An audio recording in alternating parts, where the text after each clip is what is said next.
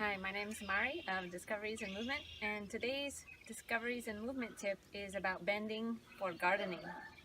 So when we're bending down to garden, the tendency may be to bend in your back and send your head forward and brace your legs back to get down here.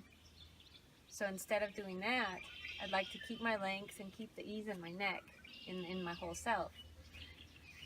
So I'm going to think up, let my hips go back, send my hips back from my head as my head goes away from my hips, and send my knees away from my hips so I can get down there much more easily and comfortably. Another option for gardening down on the ground is squatting, and I don't recommend that you force it if it's not comfortable, but with practice, gradually we can get back to squatting with ease to do things on the ground. So I'm going to let my weight drop down through my tail and let my whole back round as my spine lengthens. What I don't want to do is try and force it somehow, but really just let my weight drop down. My feet are in a wide stance to give myself room for my torso.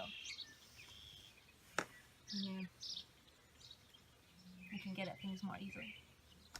Another way to make life easier on yourself as you're gardening is to use something like this, a bench that you can turn over and use as a cushion for your knees, so that you can go to all fours to get at the weeds.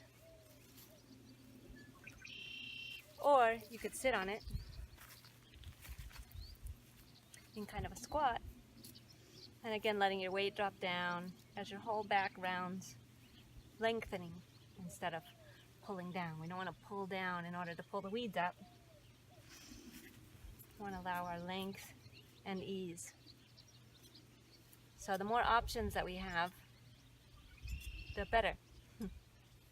So I can also sit on the bench, hinge forward from my hip joint, keep my length, and use the chair to get at the weeds, keeping the ease in my neck. I don't want to pull down and scrunch up my neck. I want to keep my length. Happy gardening.